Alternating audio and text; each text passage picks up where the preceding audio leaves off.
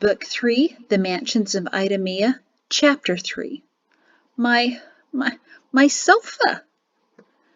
Dear Creator, please let it be enough, Mari whispered as she saw more and more people streaming toward the house. Word had spread that dinner was at the Shin home, and many weary neighbors hadn't eaten since last night. But at least she hadn't been alone in cooking.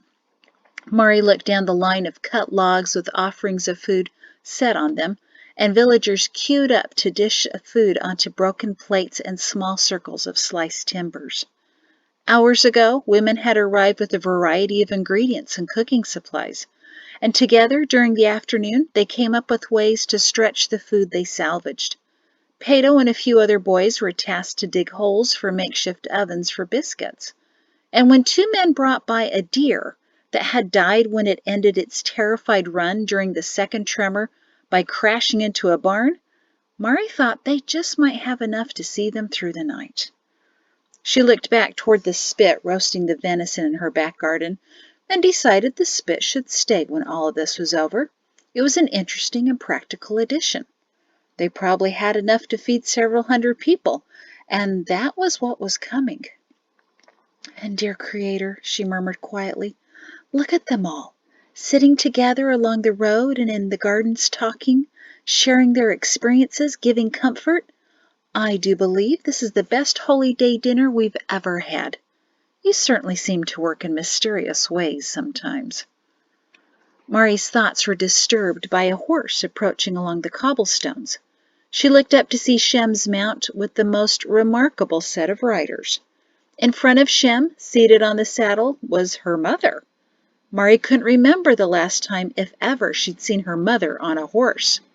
Heiseman Pato's face was flushed, and she looked a bit winded.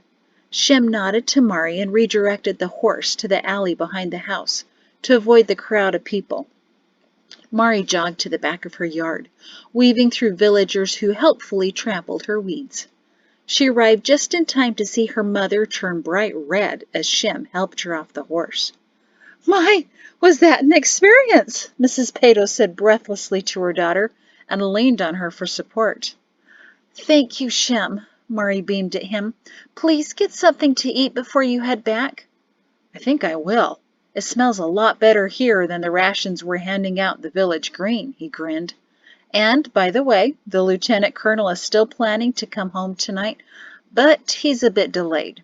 It seems there are some villagers at the amphitheater waiting for something to watch. Supposed to have been an obstacle course with bulls as motivation, and people are bored. Mari blinked. You can't be serious. Unfortunately, I am.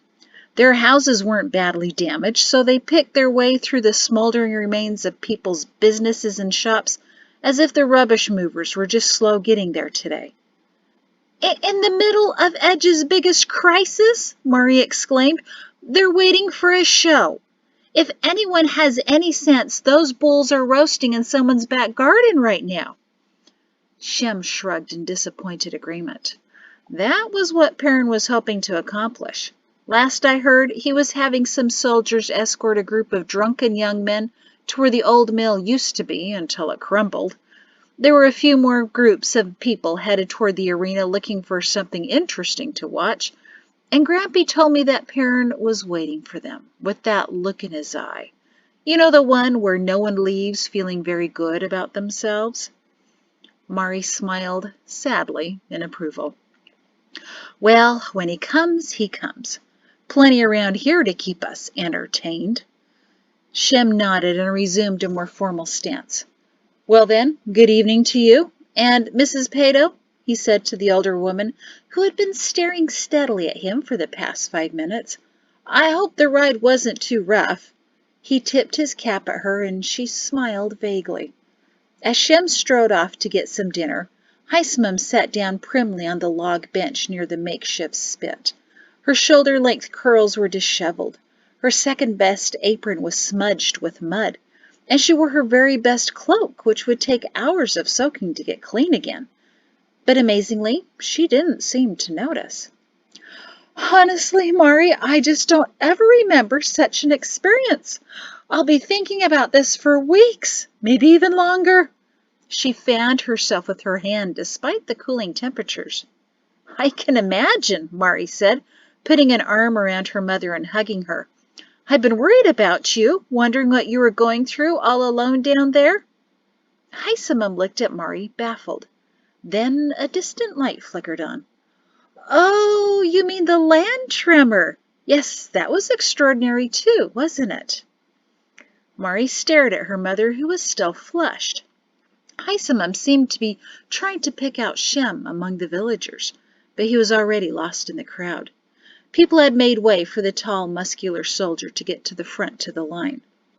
Mother, Mari began slowly, what were you talking about? Haisamum went pink. Do you know how long it's been since a handsome young man had his arm around me? Oh, Mari, I now see the appeal of army men. So strong, so powerful. Sergeant Zenas is still unmarried, right? Mother, Mari sputtered. He just turned 34 a few weeks ago, and you're 63. You could be his mother. Haisamum looked at her daughter, and Mari noticed that her eyes appeared a bit vacant. I suppose that could be a problem. Does my hair at least look nice? She patted her tasseled curls. Mari pursed her lips as she evaluated her mother's stability. She wasn't looking too secure. Something was definitely collapsing somewhere. Mother, did you at all hit your head today? Because that's the only excuse I can think of for you right now. When was the last time you ate something? Well, yes, I did hit my head sometime this morning, and no one would let me back into my house. I'm not sure why. She looked around. It's terribly bright in here, isn't it? Why is there a skinny pig roasting in your garden? Did you invite all these people, or did they just show up? That seems awfully rude. I didn't get an invitation. You could put some basil on that hog, improve the flavor. It could take a few treefuls, though. Let me go find some. She stood unsteadily and noticed the condition of the house. Wait, Mari, are you remodeling your house without my advice? Mari gently pushed her mother back down before she crumpled on her own. Jadesy, she called, come sit with your grandmother while I get her something to eat. I think she's been without food for a little too long. Half an hour later, Mari sighed in relief when she recognized her husband's horse of the week coming down the road, just as the sun was setting in the west and casting golden hues on everything around them.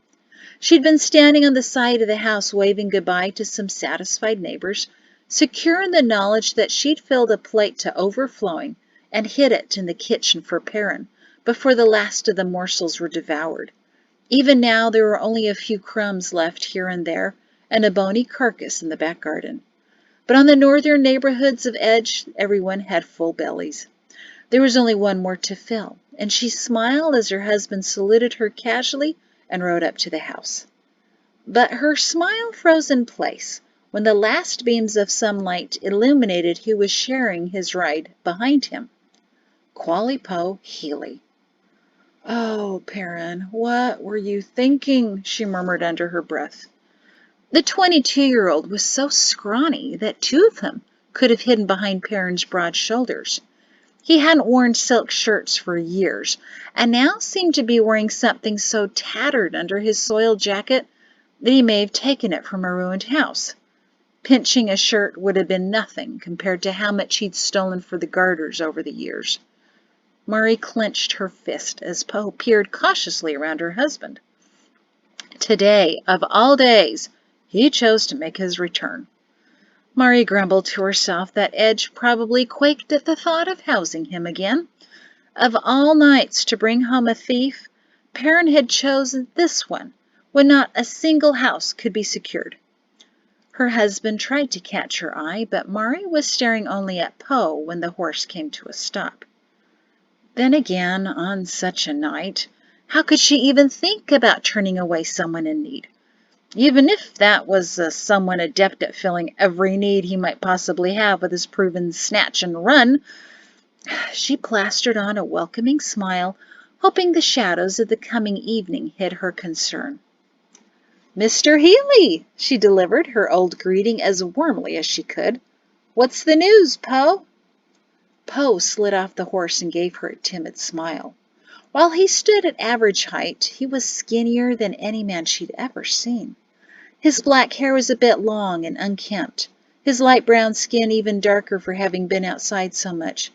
But his brown eyes were somehow different than she remembered, a little brighter, less concealing, and almost honest.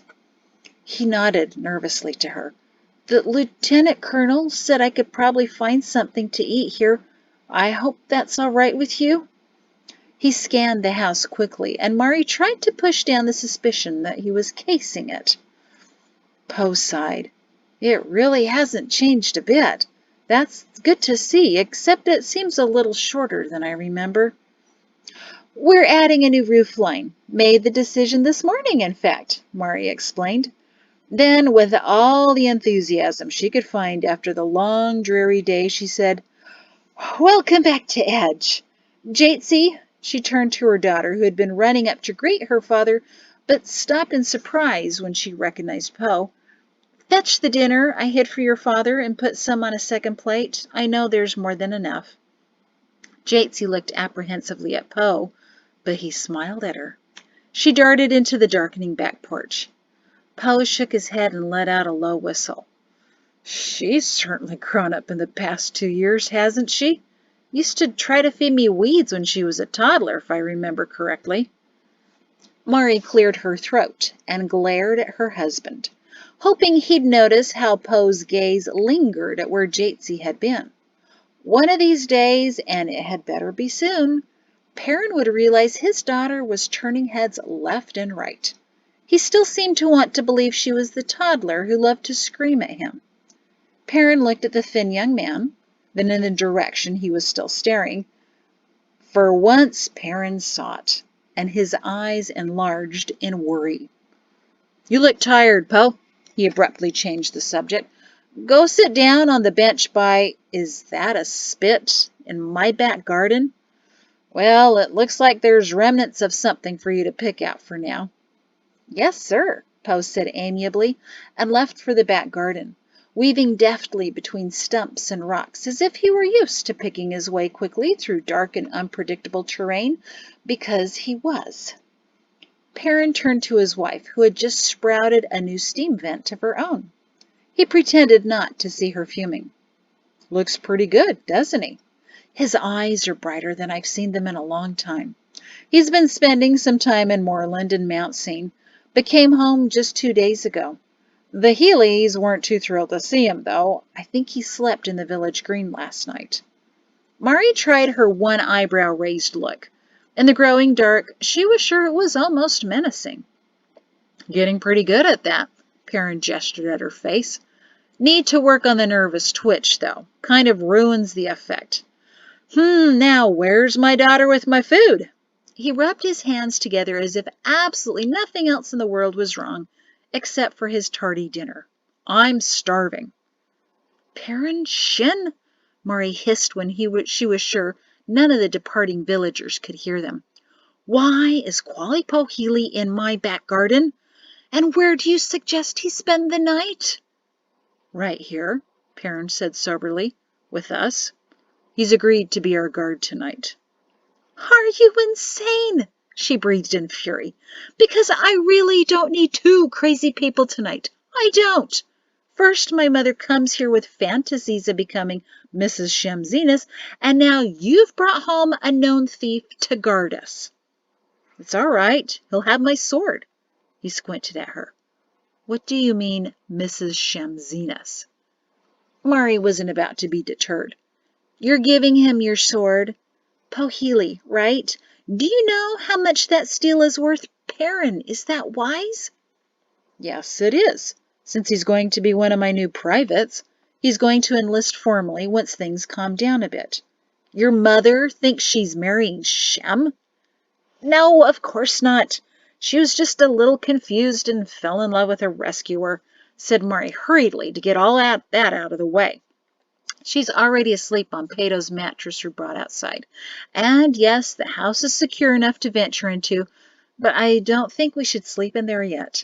But Perrin, she glanced to the back garden and saw Jatesy hesitantly hand Poe a plate of food. The spark was back in his eyes. Jatesy ignited fires in the eyes of most men, ages 14 to 50, but she was as clueless to that fact as her father was. How do we know we can trust Poe?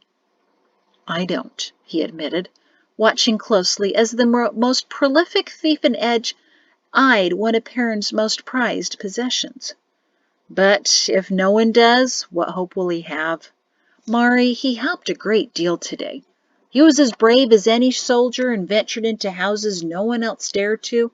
He's had plenty of practice, she snapped. Perrin ignored that.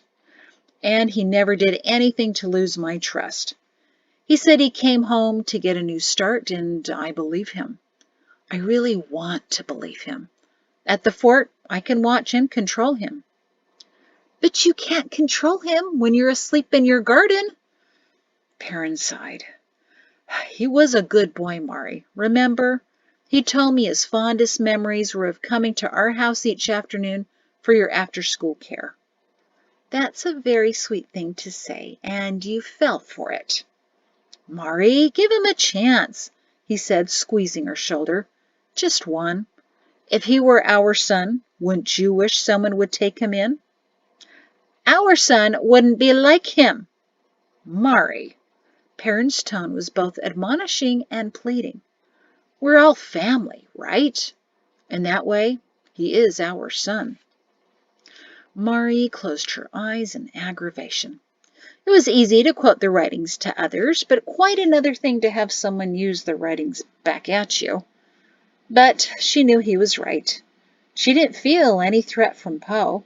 There was actually something in his eyes that wasn't there since he was 10 years old. Honestly, Mari, what do we have of value that he would steal besides the sword? Perrin asked quietly. And everyone would recognize it anyway.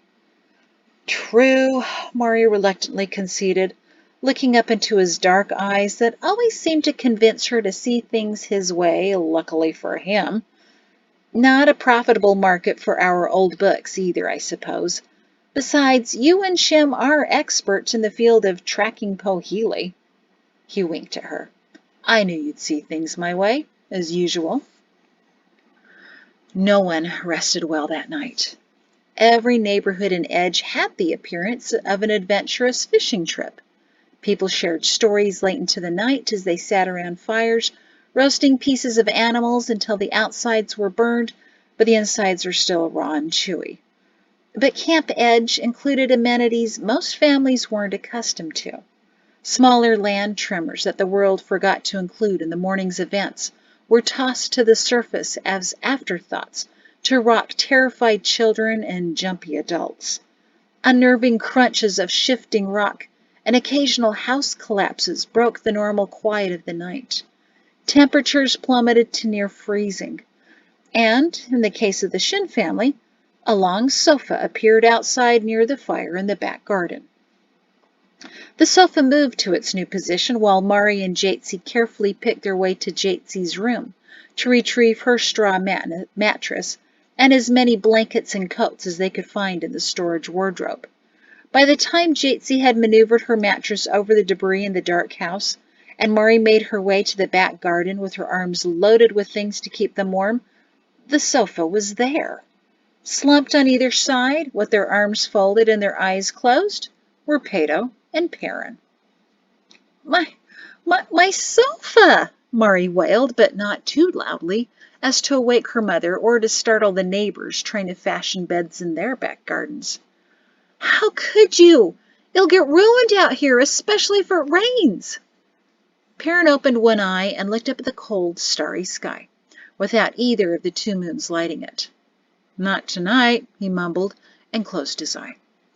Pato peeked open his eye in an apology, glanced at his father for his cue of what to do next, then squeezed shut both of his eyes and pretended to snore. Future Private Healy looked pleadingly at Mari from his spot on the bench across the fire from them. Perrin's sword glinted in the firelight, and the hilt rested lightly in Poe's bony hand. "I'm sorry, Mrs. Shin. I was told I didn't see any of it, but I promise it's the last thing I won't see tonight." His eyebrows furrowed to work out if that was actually what he meant to say. But, she spluttered hopelessly at her husband. "It's my sofa." Perrin sighed impatiently and opened both eyes. "And where do you suppose we sleep tonight, if not on this sofa? You best get used to it. We won't be in our bed for quite some time. Staying in the house isn't an option until we inspect it further. Now, unless you have any better ideas, give me a blanket." Mari kicked crossly at a clump of dirt and pouted like a 4-year-old. After all they'd done today for everyone else, now her beloved sofa was dragged outside and exposed to the elements. It was foolish and completely irrational to be upset about it, but she stood there, obstinately, her arms full of blankets she wasn't about to surrender, staring at her husband who now deliberately put a dirty boot on the armrest. She gave him her best glower. He reflected it right back. Jatsi and Pato knew what to do when these occasional standoffs occurred. Don't look at either parent. There was arguing, they knew, which usually resolved itself in their parents making various excuses to head upstairs to their bedroom. Mari always hoped they were settled when they came back downstairs a little while later, but she was sure their smirking while smoothing down a skirt or buttoning a skipped button was obvious. Poor Jatsi figured out the hard way what arguing meant. A couple of years ago, after Perrin had chased Mari up the stairs to settle this, Jatsi quietly followed them a few minutes later. She timidly opened the bedroom door and said, "Mother, I have another point for your side." That was all she got out before she emitted a yelp of shock and slammed the door. Perrin had laughed for several minutes, but Mari felt nearly as mortified as her stunned daughter, who couldn't look either of her parents in the eyes for several weeks. At least she knew they actively loved each other. Then, just a couple of moons ago, when they were resolving issues again, Mari heard the familiar gait of her son coming up the stairs. "Father, I forgot. I know you're trying to finish your argument and everything, but I need you to sign something for school." "Pato, don't!" Jatsi had yelled from the bottom of the stairs. Perrin shook in silent laughter, but Mari cringed in dread that he'd opened the door and wondered why they again, in their haste, had forgotten to lock it. "Why not?" Pato called down to his sister from the landing. "If you hate seeing them kiss, then I promise that what they're doing right now will give you nightmares." Mari wasn't sure if Pato fully understood the meaning of arguing, but he didn't open the door that evening, and it gave Perrin and Mari something new to argue about. Who was responsible for making sure the door is bolted? But then there was the occasional fighting, and that never finished with the trip up the stairs. It usually involved the two of them glaring so heatedly that once Pato, trying to lighten the moment, pretended to warm his hands near them, only to find their furious looks pointed to him. Not even Jatsi knew how to get him out of that one, so he slunk away to the kitchen where his sister joined him soon after, and they sat there for over an hour while Perrin and Mari snapped and growled like caged wolves. It had been a couple of years since their last all-out fight, but when one occurred, Pato and Jatsi knew to make themselves as inconspicuous as possible until the storm blew over. Jatsi now looked at the stars, as if remembering it was her task to count them, and Pato suddenly became fascinated by a thread hanging from his jacket. Poe picked up on their strategy and turned to look at the dark alley behind him. Hysamum snored peacefully on her grandson's mattress. But Mari and Perrin glared deep into each other's eyes across the back garden. Realizing the stars weren't going anywhere, Jatsi dropped her mattress on the ground, turned to her mother, and slowly pulled a thin blanket from her arms and laid it on her bed. Pato nodded encouragingly at Jatsi, As she started to pull another blanket from Mari's arms, Mari shifted her glare just long enough to stop Jatsi in her effort. She gave her brother a "you're on your own" look and sat on her mattress, wrapping the thin blanket around her arms that still shivered under her cloak. Pato slipped off the sofa and snuck cautiously past his infuriated mother into the house. Mari, Perrin finally broke the uneasy silence. "I'm tired. So are you. We'll discuss this in the morning. Now, bring the blankets over here." "Get your boot off my sofa first," she said coolly. "After everything today, you're really worried about a little dirt on this thing?" He leaned forward, but stubbornly kept his leg on the armrest, which made for an awkward straddle only the acrobats of Idumea could have held for very long. Perrin's eye twitched. Inwardly, Mari smiled. She was going to win this fight, one way or another. Pato reappeared at the door, wrapped in his heavy blanket, and paused, wondering if it was safer in the house or outside where his parents both seemed on the verge of battle. "Today, over 60 people lost their lives," Perrin said heavily. "We'll find additional bodies tomorrow, I'm sure. Countless villagers lost their homes. Half of the shops in Edge burned to the ground. Livestock is wandering and spooked. I don't know how much food's been lost, but we may be in trouble in a few weeks. I still don't know what condition the fort's reserves are in. The forest is more active now than ever before, and if you happen to look beyond the forest to the mountains behind us, what you would have seen smoke rising from the top of Mount Deceit. What that means is anyone's guess. The smoke looks wrong for a forest fire. I don't even want to consider yet what the condition of the other villages or Idumea may be in right now. Maybe they were hit even harder. And in the back of my mind is the awareness that the Garters just might be a bit more desperate than we are, and now we are highly susceptible to new attacks." Poe clutched the hilts of his sword more securely and glanced about the dark shadows around him. Mari frowned at Perrin's list of troubles and wondered why he insisted on adding their sofa to it. "And you, Mari Shin, are fretting over dirt on a piece of furniture." "Now," said Perrin, his tone sharpening, "I'm tired. Morning's going to come early, and I have a full day of digging through rubble ahead of me. Give me a blanket now," he snarled, "and let's get some sleep." Jatsi immediately lay down, and Pato jumped back to his side of the sofa and curled up in a ball under his blanket. He hastily kicked off his boots and looked at his mother imploringly. Mari refused to move. "The sofa is to serve us," he would say in a moment, "not the other way around. Don't worship the furniture." He would be right, and that made her angrier.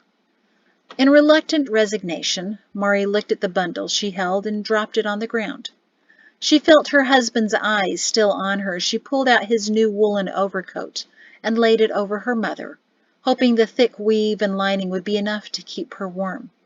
Next, she took Perrin's old overcoat, still sporting some of the insignias and patches, and brought it over to Poe. "You keep this fire going, Poe," she said, as she helped his slight frame into the coat that was several sizes too big. "It's going to freeze tonight. If you need anything, you come tell me, all right?" Poe nodded to her gratefully and glanced down at the patches. He fingered one of them in admiration before wrapping the excess of the coat around to overlap his body. Perrin still watched her, his eyes trying to burn a hole into her conscience, but she refused to look at him.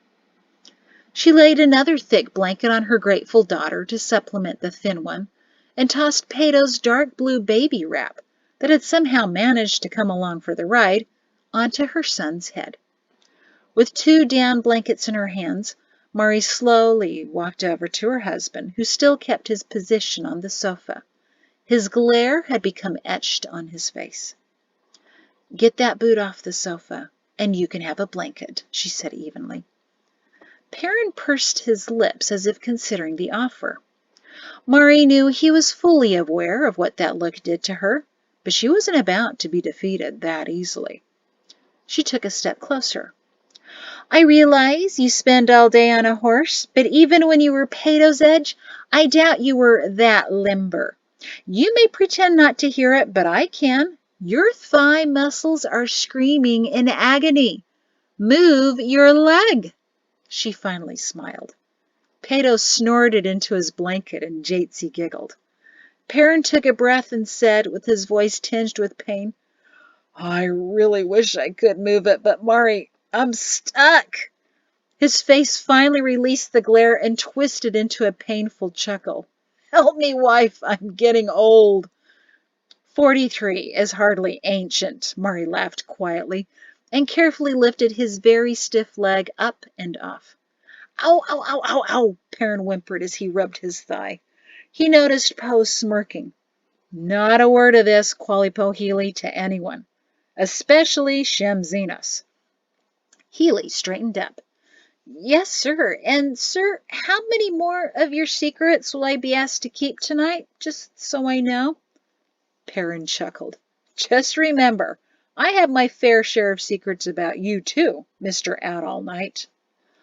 I'm not that any more, sir, Poe said with conviction, and glanced at Mrs. Shin, now seated next to her husband, and positioning a blanket around her.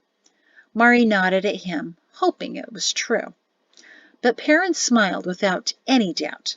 Now, Healy, for starters, I've been told I snore. A polite cough from behind the sofa twisted Perrin around. Mr. Hirsch stood at the fence that divided their properties. Actually, Lieutenant Colonel, that's not much of a neighborhood secret, he smiled. But the commander was not who he was interested in.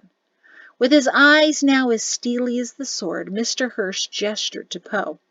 Young man, I trust you'll keep an eye out for everyone tonight. His words were heavy with meaning. He knew full well who sat armed in the garden next to his. Absolutely, sir, Poe said resolutely. And a part of Mari actually believed him. In Idumea, 80 miles away to the south, Joriana Shin massaged her hands. Standing before her across the massive desk her husband kept in his office were General Cush and 2 lieutenants. Their bleak countenances told Joriana all she needed to know. Still, that wasn't about to keep her from asking. So, we know of 11 places in the city that were heavily damaged. She checked her meticulous notes again. Yes, General Aldwin Cush said patiently, while the 2 young officers flanking him shifted in place. And Chairman Mal's been notified. Yes, he was most alarmed. He's demanding updates. Good.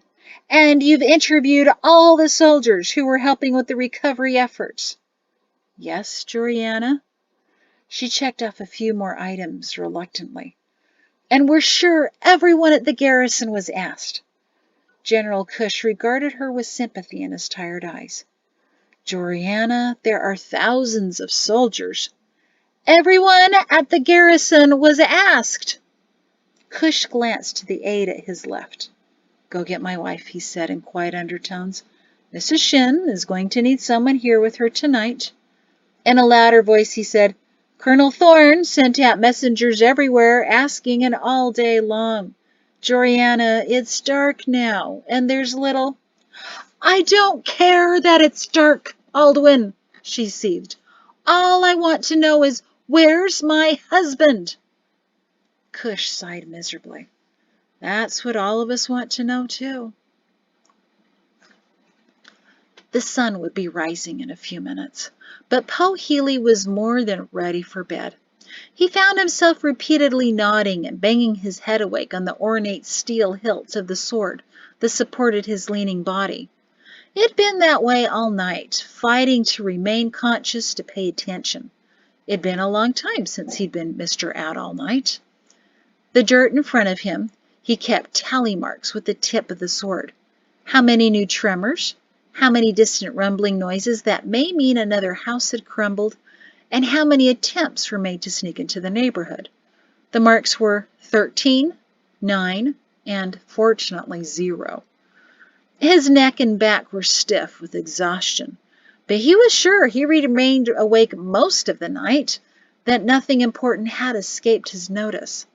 The climbing, digging, and running of the day before had taken a mighty toll on his body. If he was going to be in the army, he was going to have to bulk up and shape up. Dizzy with fatigue, he worried that this was how soldiers felt every morning. He hadn't realized his eyes were closed until he felt fingers on his hand prying away the sword. Poe leaped to his feet, kicking an awkward spray of gravel, and found himself wrestling for the hilt with Lieutenant Colonel Shin. "At ease, Private, I'm relieving you of duty." "I wasn't asleep, sir, I promise. I kept watch all night." I know, Shin assured him. "I was up enough myself to see you doing your part. And I thank you, Private Healy. Now I'm ordering you to sleep." He sheathed the sword and put a hand on Poe's shoulder.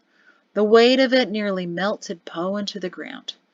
"You'll meet me in the village center after midday meal, Healy," Shin told him. "Then we'll put you back to work. The men are on rotating shifts. I want a group of soldiers on duty every hour, patrolling and working. But everyone needs to rest, or they'll be of no help to the village. You'll be able to sleep well here. The sofa's available," he added with a smile. "Thank you, sir. I'll be there. Midday meal." Poe staggered over to the now empty sofa and sat uncertainly on it, wondering what position would keep it clean. His body leaned to one side, and he couldn't resist the pull to lay his head down on the cushion. For a moment later, or maybe it was an hour, he smelled food and opened his eyes to see Mrs. Shin holding a plate of steaming something. "Is it a good morning, Poe?" she asked. "Try these. My mother calls them croissants. She claims the vent in the road is the perfect heating element. She has plans for today, so you best return this evening to see what she's cooked up." "Yes, Mrs. Shin, I saw her get up some time ago and sneak into your kitchen." Poe tried to smile. "Yes, she's quite back to normal again, although I'm not sure she'll be able to face Master Sergeant Zenas anytime soon," she said more to herself. "My mother loves a cooking challenge. She just may well revolutionize the way everyone looks at steam." Poe took a large bite of the twisted bread, which was surprisingly light. "Pretty good, isn't it?" Mrs. Shin said, ignoring the crumbs on the cushion. "Yes, ma'am," he mumbled wearily. "Poe, how about you sleep first, and then we'll feed you later, Poe nodded and his eyes closed again. He stretched his legs but was alarmed when he felt someone lifting them up.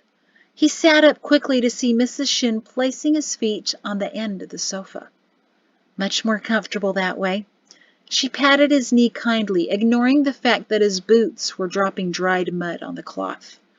Poe lay back down, and a small, thick blanket, made of the same cloth as the overcoat he still wore, covered his eyes. "That will keep things dark for you," he heard a motherly voice say. "Thank you," he whispered, as everything became blissfully dark and still. A blanket was placed on top of him, and every last bit of pain slipped away.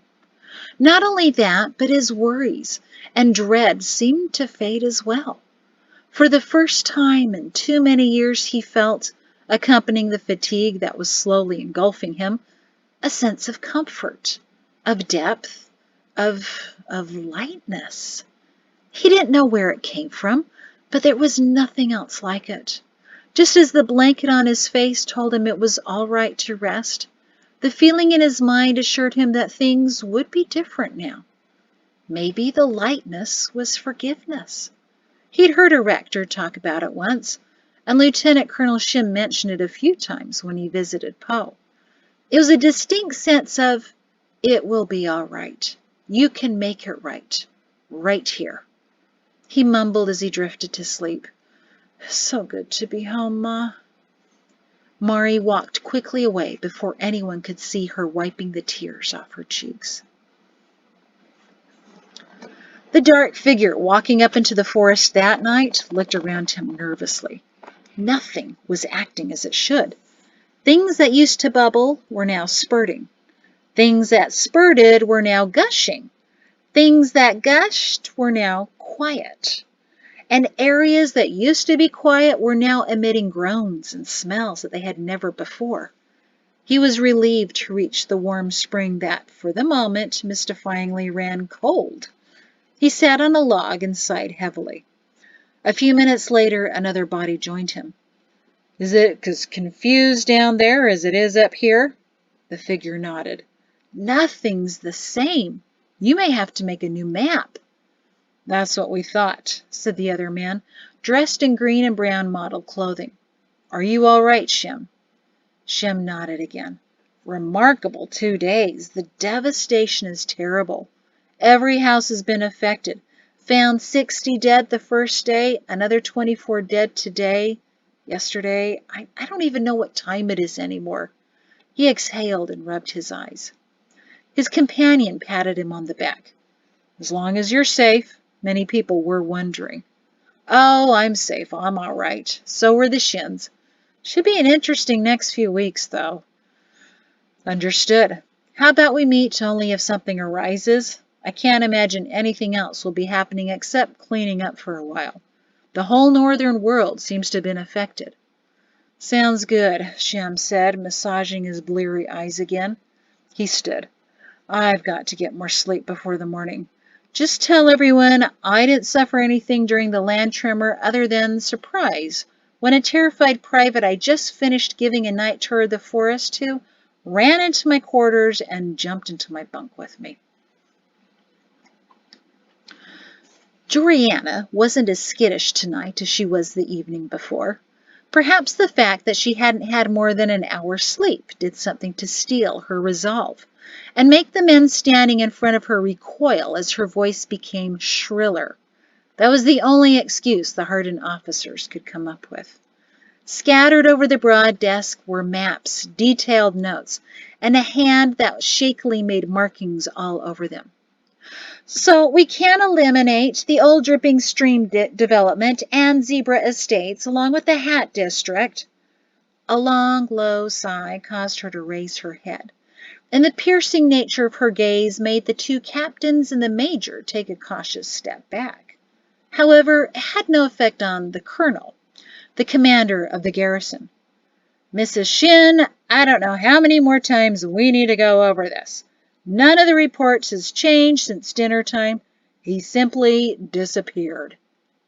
Joriana stood her full height, impressive for a woman, but nothing to the colonel. "Colonel Thorne," she said pointedly, "I don't care if the city's been inspected upside down and inside out. Something has happened to my husband. You're High General, and I insist, no, I order that you continue searching for him." Colonel Thorne had the audacity to scoff at a woman in high distress. "You order me?" The captains and the major had already assumed placating stances, as if eager to rush out into the night and continue their search. But Colonel Thorne merely folded his arms and cocked his head. In the corner of the room, silent until now, sat a plump and overflowing woman, who barely squeezed into the cushioned armchair that contained her. She cleared her throat, and the colonel frowned at her. "Cain, please," she said to her son-in-law. "You know my husband has already insisted on another day's searching." Thorne blinked away from her and looked steadily at Joriana.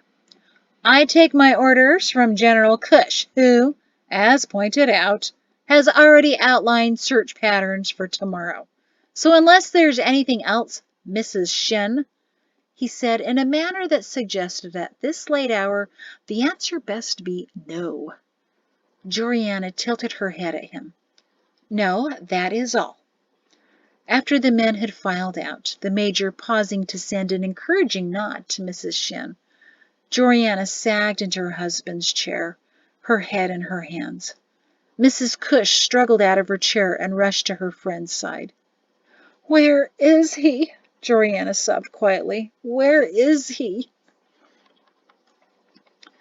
Two men sat in the dark office of an unlit building. "So where is he?" Brizek said, mystified. Mal shrugged. "If I could answer that, so many of my plans for the testing and trials of the Shin family would be finalized. But as it is..." He shook his head, perplexed. Brizek rubbed his chin. Odd to just vanish like that. He peered over to his companion.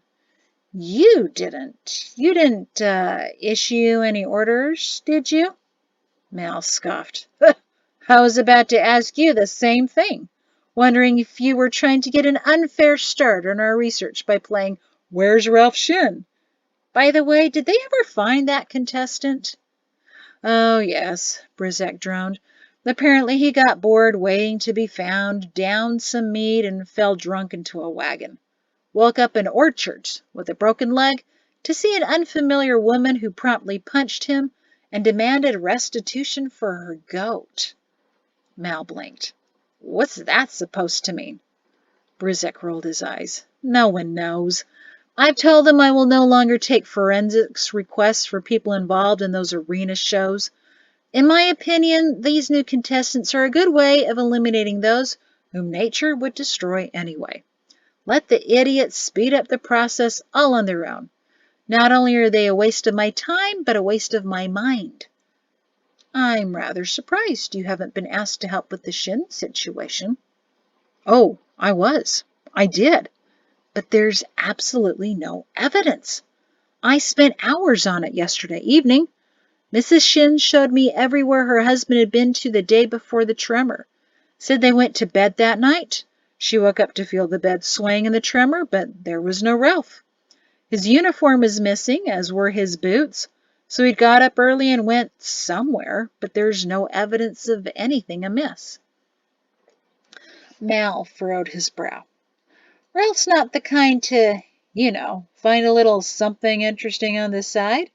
Got caught up somewhere else with someone else? Brizek scowled. He's 68, Nico. While he may find someone else interesting, I have a hard time believing another woman would feel likewise about him. Just looking at possibilities. I suggested to Joriana that she send for Perrin, Brizek began, but hesitated when he heard Mal's chuckling. Ah, how nice, how convenient. You just can't wait to meet the man, can you? Brizek shifted in his chair. I suggested that only because Joriana is so distraught. She needs someone stronger to comfort her instead of Mrs. Cush. The woman seems more interested in the furnishings than in helping her friend. But Joriana refused, the good doctor said with obvious disappointment. Said she won't send a message until she knows what kind of news to send. Shockingly stalwart response, I thought.